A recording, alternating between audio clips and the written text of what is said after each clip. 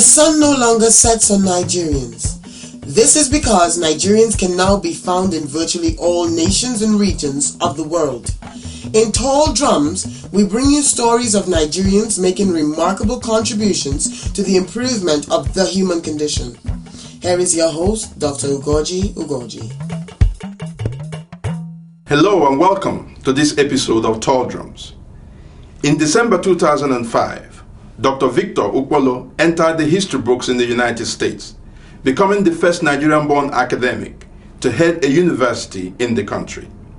The Southern University at New Orleans in the state of Louisiana announced that Dr. Victor Ukpolo had become its chancellor. In this episode, we bring you the story of a young man born in Ajegunle who left Nigeria to pursue education and a career in academia. On the path to his present position, he served as a dishwasher, a security guard, and a taxi driver in the Washington, D.C. area. But when we went to New Orleans to interview him recently for this program, everyone, including the Tall Drums crew, simply called him the Chancellor.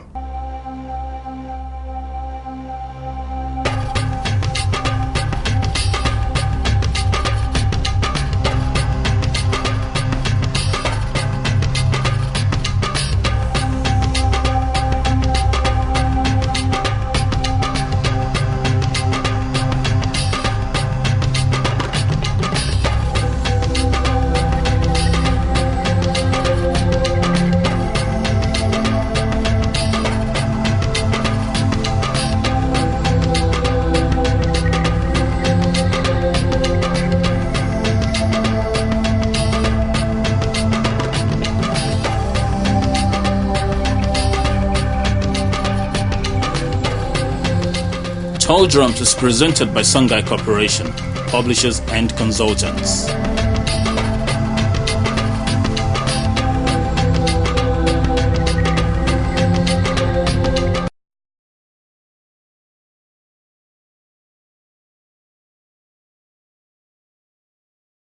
Well, actually, I was born at Ajegunle in Lagos. Okay. So those of you that know Lagos, you know that is the jungle city, as they refer to it in Nigeria. Right.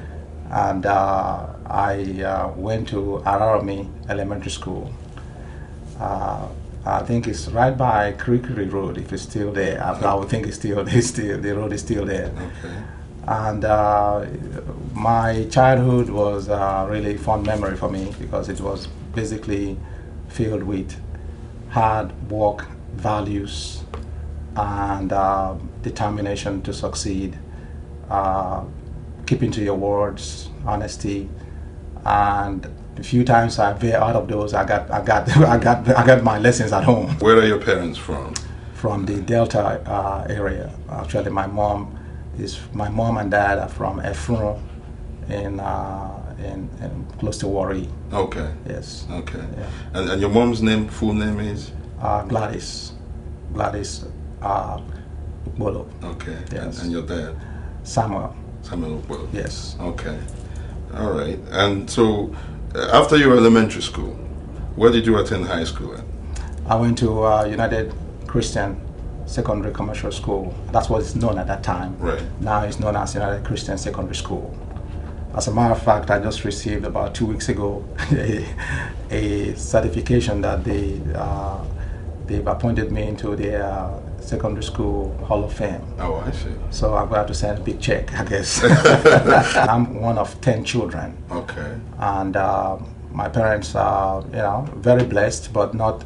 We are financially challenged, but everything else I believe we are rich on. That's basically what drove me to where I am today. Mm-hmm. If I had to do it again, I would not do it any differently. Yeah. So I've always dreamt of coming to America to go to school because I've read about it. Right. As a matter of fact, when I was in high school, one of the first influence in my life was a Peace Corps lady from the U.S. I don't know what her name is right now, but right. I can see her right now. She was teaching me English. And she used to have us over at her home, for just reception and stuff like that. She talked fondly about America, and that I got hooked then about the U.S. And your impressions at that time about America was? It was great. I thought, with what she was saying and what we were reading, I love to just write to embassies for them to send me materials about the countries. And I wrote to the U.S. at that time. I think I was in the maybe 9th or 10th grade to the U.S. And they sent me impression about the U.S. I read about it. In addition to what this lady was telling us, I was excited about it. And I thought maybe someday I will be able to get there to go to school.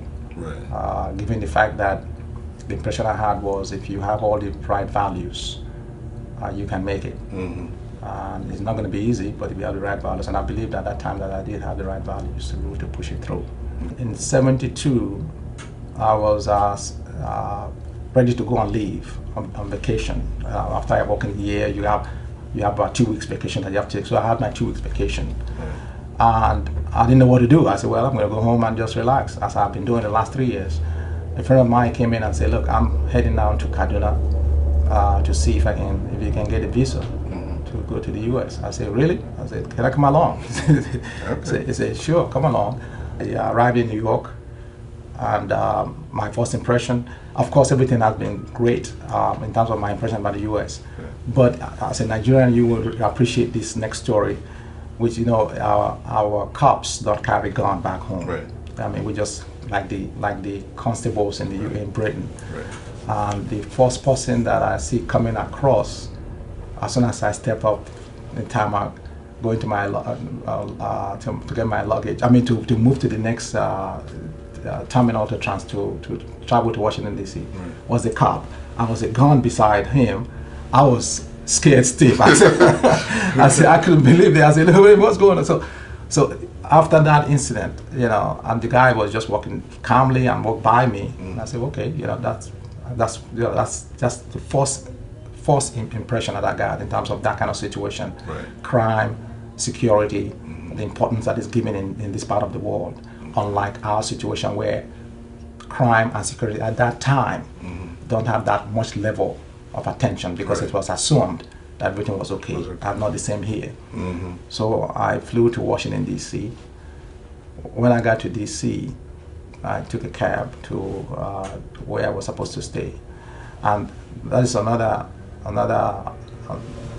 point in my life when I know again someone is also looking out for me, in the sense that the person I was coming to see is now a doctor, Dr. Goji, a friend of mine that left Lagos before I did, about 6 months prior, and he said, whenever you come in, if you want, I just said, I would like to come. He said, whenever you come in, just stop by, you know.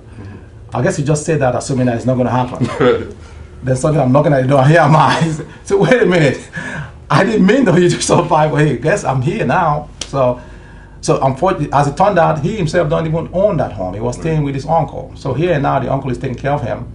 He took him in, and now taking a friend of his nephew in. So I stayed at the basement for six months, then went on to get an apartment.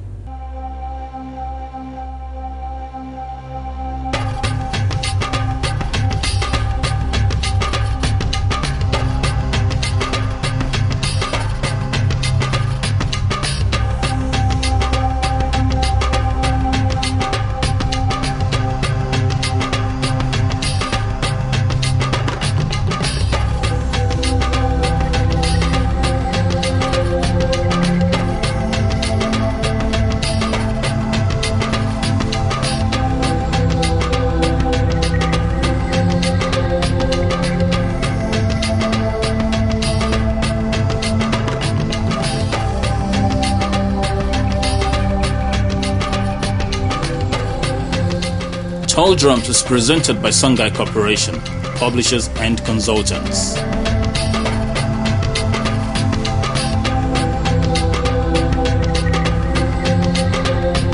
So you essentially started working at some point. Yes. What was your first job? Well, I was a dishwasher. Okay. I came here, actually that's one part that I forgot, that when I left Lagos, I was able to save enough money to buy my ticket, but I had no pocket money. And my mom and my dad was able to rally together and give me $200. So when I got to Washington, D.C., I was able to take a cab home to where I was supposed to be. And then right after that, within about a week or two, I had to begin to try to find something to do. And first is to apply to convert my visiting visa to student visa. So I went ahead and applied to a school at that time, DC Teachers College. It's now part of the University of the District of Columbia. So once I applied to convert, then I began to think about, okay, how am I going to continue to feed myself? So that was when the people I was staying with helped me to be able to navigate the area where I got the dishwashing job.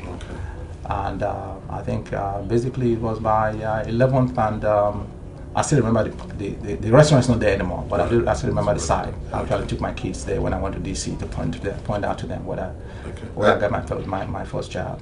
Between 11th and 12th, between 13 and 14 on Elm Street. At the college, you were admitted to study what? I was just taking, I went in there to take general education courses, knowing that my ultimate goal was to become an economist. So you did that at the first degree level? I did that all the way. I did that at the first degree level at University of Maryland, College Park, where I got my first degree. And I then moved on across the street in Washington, D.C. still, to American University for a master's degree. And I want to take this opportunity to thank the Nigerian government, because after I finished my master's degree, they stepped in and gave me scholarship to go all the way for my PhD. Yes. And you did your PhD where? American University. Okay. Then after your PhD, I guess you got into your career in college, in academia, essentially. Yes. But before then, what happened was that after I worked as a dishwasher, I saw that was a tremendous challenge in terms of being able to study and do all that. So I moved on. I worked as a security guard, and that allowed me to be able to study at night. Because when I go work at the building, the owners will allow me to study while and then during my PhD, I figured that I'm going to need some flexibility in terms of addressing my dissertation, writing papers, and all that. So I became a cab driver in Washington, D.C. And that's what I did until I got my PhD. And then I toured with the idea of going back to Nigeria, still driving taxi. But I went back, I talked to colleagues at Ahmadu Bello University. They gave me employment there. But my parents were very much concerned about my welfare at that time and security, because at that time the security situation has become so bad. What year was this around? This was around 1985, 1986, 1987. It was so bad that they said, we need you to stay alive, we need you to help us out. We'd like to have you here, but we believe that it's best if you just go and do what you got to do. And and I saw that to be something that is also very relevant. And an additional piece why I also decided to stay back is that at that time I began to, I met a lady that I liked, and from the United States, and we decided to make a life together, and rest is history. Right. And the lady is your wife now? Yes. And what's her name again? Fawn, Dr. Fawn Ipolo. She's also a PhD. Okay. I want to fast forward to academia, when you entered academia in terms of your career path. Yes. At which university or institution was that, the first one? Yes, my first employment in the academic area is at Austin Peay State University, which is in Clarksville, Tennessee. Okay. And I went there, I think 1987, 88, as an assistant professor of economics. Okay. And you just have to work. As I said, I believe that the work ethic and the determination to succeed got me through that initial challenge, because it was new, and the school was actually trying to diversify, integrate, bring in African Americans, and some of the challenges that you face there, even as a faculty member, as an African American, is tough, but we have to go through all that. Right. And I was lucky that I stayed in that school from the assistant professor level, which is the entry level in the teaching in the professorial rank, all the way to professor. within an 8-year period, Okay. which is tremendous. Right. And that was because of my determination to ensure that my academics, credentials, and qualifications and productivity see me through the day. Because I knew if I don't have that, it would be difficult for me to get through with other things that you might be thinking. But that itself did that for me. All along during your teaching career, Yeah. did you think you would become or go into college management or school administration, essentially? No, I mean, it's just by accident. I mean, the thing is, I wanted to make sure that I secure my role as an accomplished professor in the field of economics. I mean, my wife, if she's here, she'll tell you. I was always in a library, trying to write this or that, publish, having meetings with my students. But as it happened, the school hired a new president from California that came in. His first year as president, during the commencement, graduation, I won the Scholar of the Year that year. In other words, the Researcher of the Year. Okay. And after giving it to me, the next week he called me and said he would like to see me. He asked if I would join him as assistant to executive assistant to the president. And I said, I don't want to lose my professorial rank because I really want to continue to be identified in the classroom. So I worked out an arrangement with him after talking to my family about the opportunity. And my family supported me. Worked out an arrangement with him where I did that half-time and taught half-time. So I was teaching two classes and working with him. And I thought that was going to be, after a while, after I've done what he wanted me to do, I'll go back into the classroom. But a year later, we have a management board in Tennessee at that time, which is called Tennessee Board of Regents. They moved their meetings from side to side across the state of Tennessee. And at that time, they were supposed to come to our campus to have their meeting. My president said to me, okay, why don't you help me facilitate this meeting, and after which we can talk about your going back to become to go to your professorial rank. We did that, and at the end of the meeting, I made the presentation, identified everyone else that was part of putting that meeting together for us. As it turned out, the next week, the head man, who's called the chancellor of the entire universities in the state, called him and said, who was that guy that made that presentation, that led in putting this meeting together? And I also understand he's also an economist. I said yes, and he's talking about going back to the classroom, and I brought him in to help me out and blah blah. Just give him the entire story, and he asked to see me.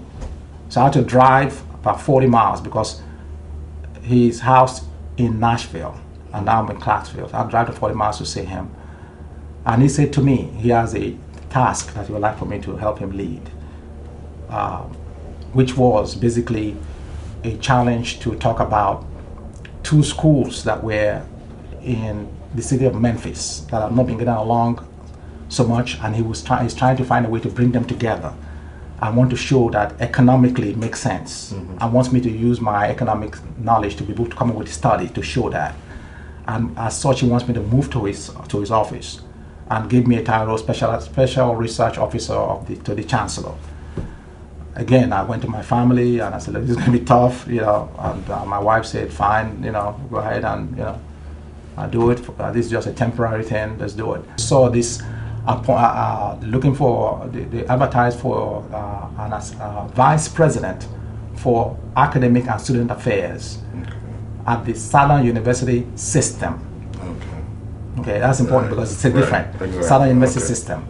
At that time, the president was President Dr. Tava. So I just applied, and I didn't hear anything. I just I just blew it off. I didn't worry about it.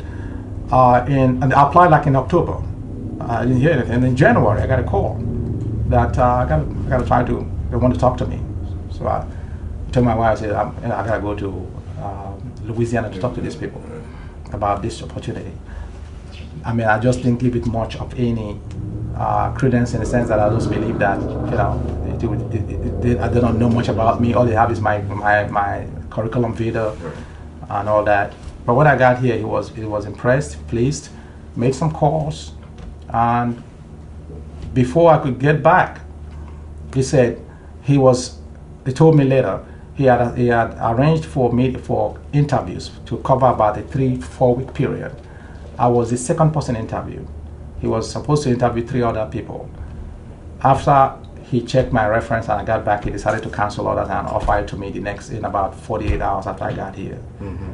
So you came in as the vice president for academic and student affairs in this Southern University system. Yeah, but then they were pleased with my work, so they decided to ask me after Katrina to step up and take on this challenge and move me here as the chancellor of Southern University at New Orleans. Okay. Congratulations. Well, thank you. It's a long story, but yes.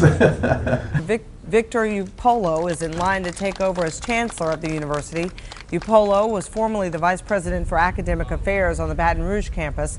The Board of Supervisors must approve Upolo as their choice next week. Suno is here, and Suno will rise up and will be better, greater in future years. And we're going to start doing that January 1. He drives it with an iron hand, but he's a super leader. He is the best thing that ever happened to Suno. And I would say that to anybody. Mm-hmm. Because, number one, he has a repertoire of knowledge in terms of how to deal with money. I have a hard time keeping up with my checkbook. So I really respect and admire that. And he also has a determination and a commitment to excellence. And I really appreciate that too. Okay. Now there are times that you Paula come here and say, Rose, why didn't you do so and so? But I know that's part of his drive for excellence and to make it happen yesterday. Because he's been here only a few months and people all over the community are talking about the difference that they have observed, and I've observed a big difference. Not only is he a good leader, he's a good follower. And he wants results, and I like that about him. And maximizing the resources and not having individuals waste time, and going after what I call a larger picture, not just for today, but for the next generation. And that's what I preach, is that we have an obligation to ensure that this university is here for the next generation. I'm a product of this university, so I have a vested interest to ensure that it's here. I've got a daughter that's a senior and a son that's finished from here. So again, and that's part of the uniqueness of this university as compared to some other. It take the kids wherever they are, give them the tools they need, and have them go out and compete in the world market. My impression of him is that he's very highly innovative, very highly motivated. He comes up with ingenious ideas to obtain his goals.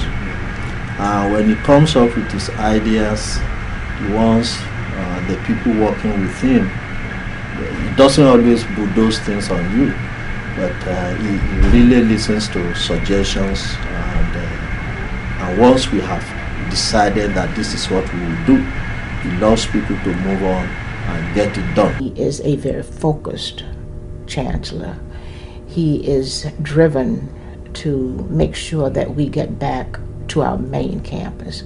We're here on this North Campus temporarily, but he, like all of the rest of us, we want to go home. Dr. Upolo is the person we need at this time. He has a fresh set of eyes. He could see things differently, but yet he can see some of the same things that we see. He is a technology person.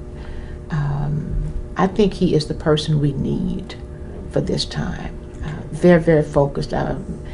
We say that he is just a ball of energy.